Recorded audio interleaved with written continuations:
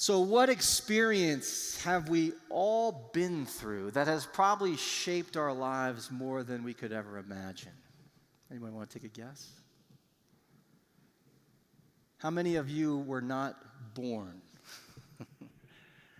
We've all gone through this. We have gone from the journey from the womb to the delivery room or some other space, and it was a near-death experience that we've all survived. One that we could not have imagined would open us up into a life beyond our imagination.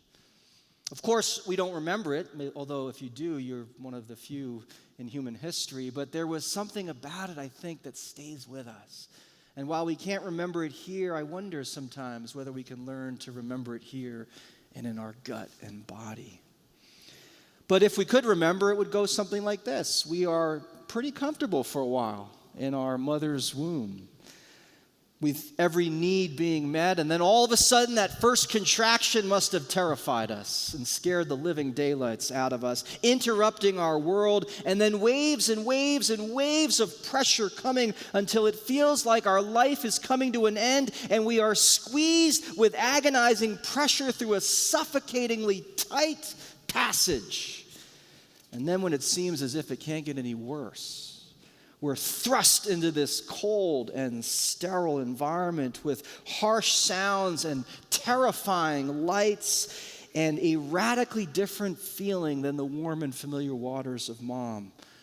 New sounds, unlike the gentle heartbeat of our mother that we had come to know, without the comfort of that all-enveloping darkness that we experienced in the womb. And at that moment of birth, we all do the same thing. Our first breath comes out like a cry, because this is the worst possible thing that's ever happened to us up to that point. But as we now know, the worst things can open up into the best things. And I wonder whether we remember that. This horrible experience opens us up to milk and a tender kiss and a warm blanket and a face of love. And a world where there are bird songs and sunshine and green grass and blue sky, and a world that we can explore and experience. Who could have imagined what was on the other side of that trauma? I think that experience is important as we continue on these stages of faith, and we look at what happens as we move from stage of faith to stage of faith. And I think every stage can become comfortable like a womb, and we don't want to leave there. We like it there for a while, and it works for a while until it doesn't work. And then doubt and questions start to creep in, and the sense that like something horrible is happening to us, something that is going incredibly wrong, and yet if we can trust the process and go through those questions and doubts, we come upon something new and unforeseen that is beautiful and can become comfortable in its own way. Over the past 3 weeks, we've looked at the 4 stages of faith that Brian McLaren lays out in his book, Faith After Doubt. We looked at stage 1, which is simplicity, which is where we all begin. It's faith before doubt. It's often a time of innocence in our lives where we are taught good and bad, right and wrong, what's helpful, what's harmful. We learn the basics. We trust our authority figures. We're grateful for our authority figures. And it's an important time where we begin to see things dualistically, black and white. We understand that we're part of a tribe, and we see our tribe as the insiders, and we see everyone outside of our tribe as the outsiders. It's a beautiful stage, and we need to start there, and we all do, and it works until it doesn't. And then we're ready for stage 2, which is that shift from childhood into adolescence, where we begin to question everything. It's faith managing doubt. It's where we begin to use our critical thinking skills, and we start to take ownership of our faith. It's often captured in confirmation, where we're encouraged to make our decision. You know, mom and dad have brought us to this place, or somebody has brought us to this place, and now it's our turn. Are we going to become part of the community? are we going to put our faith into action? It's a time that can be very exciting as we consume religious goods and services and we use that critical thinking mind, a time when everything seems learnable and doable and it's really good until it's not good enough anymore. And then we're ready for stage 3, which is perplexity, faith in doubt, what we talked about last week. And it usually happens when we come upon something in our lives that we can't fix, we can't manage, we can't control, we can't make it turn out the way we want it to do. It's a hard stage.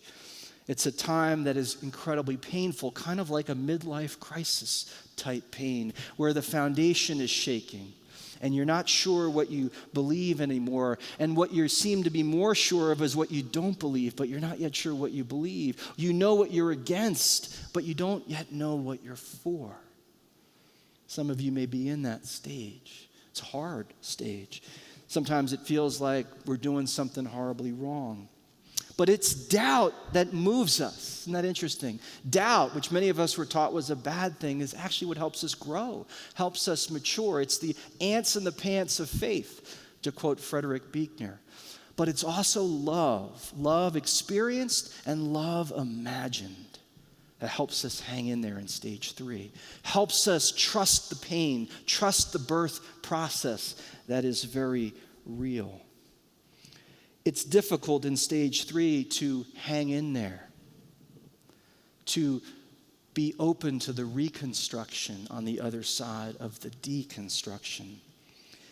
At the graveside, I often say these words, help us, Lord, to live as those who are prepared to die, and help us to die as those who go forth to live. I think that's an important prayer for stage 3 people. Help us live as those who are prepared to die, and help us to die to this stage as those who are prepared for something new and life-giving. The temptations are strong in stage 3 to give up with this whole thing, to become cynical about everything, to leave your community, to throw out the baby with the bathwater. And we need encouragement in stage 3 to hang in there, to trust the process, to trust all that is unresolved in our heart, to learn to love those questions as if they were foreign books and rooms that we can't yet enter, but that will have much to teach us. We need people who can say to us, I know how you feel. I know how you feel. It feels like everything's just slipping through your fingers. But don't clench your fists. Keep them open. Keep your heart open. Keep your mind open. And remember, you have learned so many important skills along the way. You've learned to think dualistically. You've learned to think pragmatically. You've learned to deconstruct and to bring critical thinking to life and to faith. And all of that will prepare you for being able to see how faith and doubt, knowing and unknowing, clarity and mystery are not opposites, but complementary. That's the wisdom that we open to in stage 4, a non-dualistic, unitive seeing. Until we've transcended the previous stages and included and brought forward the gifts from each stage, we're not ready for stage 4. And in many ways, stage 4 requires a simplicity that we learn in stage 1. We have to believe when we're going through that tight passageway that God is trustworthy, even though we have no idea what's going on. We have to believe that God is love, even though we are suffering. And that love may not protect us from suffering the way we were taught or the way we hoped for, but somehow that love will sustain us and does sustain us in our suffering. We got to bring forth the gifts from stage 2. We got to realize, although we have people that have come before us and people who are walking alongside us, there's something uniquely personal about the journey of faith. No one can do it for us. There are no grandfathers or grandmothers in our faith. There's only what we need to work through and work out. We all have homework to do. And so we bring that stage 2 learning as we journey into stage 4. And we also learn how to recognize that even though we are not in control, and even though we can't manage what's going on and manage our own transformation, we can give ourselves more fully to what's happening. Something that hopefully we learned in stage 3. And all of this readies us for stage 4, which is harmony, which is the simplicity on the other side of perplexity, or what Paul Ricoeur calls the second naivete. Or what T.S. Eliot describes at the end of all of our striving will be to arrive where we started and to see it for the first time. This is the childlike awe and wonder that the most mature have, who are able to look at things and recognize how everything, even the hard stuff, belongs. Able to look at all of humanity and recognize everyone, even those we would call our enemies, belong, and they are worthy of God's love. It's at this stage where we can say, as Paul does from prison, he's able to talk about a freedom of a God who is above all, through all, and in all things, all circumstances. How can he say that when he is chained and in prison? And yet he does. In this stage, we move from an obsession with orthodoxy to embracing paradoxy, which is the ability to hold two seemingly contradictory ideas in tension. And so for the first time, we're able to understand how the Bible can be the Word of God on the one hand and the words of human beings on the other. We can look at ourselves and recognize that at the same time, we are a saint and we're a sinner. And we can look at the messiness of community and recognize, yes, it's imperfect, but it's essential. And we begin to see how the church can be the communion of saints and the hospital for sinners. We begin to recognize that God is the great recycler, able to take our worst mistakes, our worst flaws, and transform us, not in spite of them, but because of them. It's here that we see that the Bible is the finger pointing to the moon. It's not the moon, it's not the moon itself. It's the finger pointing there. And so we care less whether or not the Red Sea actually parted, but what we care more about is a God who stands with the oppressed and helps the oppressed as they move towards freedom. We care less whether Jonah was actually swallowed by a big fish, and we care more that we worship a God who can meet us in the darkness and lead us to claim our destiny, sometimes even against our will. And we can care a little bit less whether Jesus actually turned the water into wine, and we care more about coming to know this God of abundant, infinite generosity, a God who is at work transforming all of us from the inside out, turning us into new wine. Stage 4 people make the best Sunday school teachers and the best youth leaders. A lot of times stage 4 people feel like they've graduated, but let me explain. If you're a stage 4 person, you are the perfect person to teach a child the basics of right and wrong, good and bad. You are the perfect person to tell them how important it is to be part of a tribe, an extended family. And you are the perfect person to tell them that, you know what, God doesn't just love our tribe, God loves their tribe too. And the people who make mistakes and do things the wrong, you know what, God still loves them. And so we're called to love them too. A stage 4 person makes a great youth leader, confirmation leader, because stage 4 people aren't threatened by questions. In fact, they can come alongside our young people and celebrate that they're using their critical minds. And they can begin to point out how the best discoveries come through working with doubt and trying to understand something that seems unfigure-outable. Stage 4 people make great mentors because they can recognize when they know something and when they don't yet know something. They're more honest, more authentic, more real, able to connect relationally in a way that some others aren't.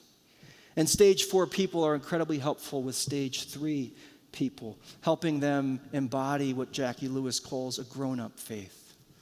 A faith that understands that science, biology, neurology, psychology, sociology are all ways in which we are trying to understand the truth and understand the mystery of what we call God. And so we're not threatened by any of that, because we realize the more we discover, the more we will come to know the one who's given us this precious and fragile gift. We also understand that we can help adults listen for the sound of the genuine in every religious tradition and recognize there's truth to be gleaned in all kinds of places as there is in our own.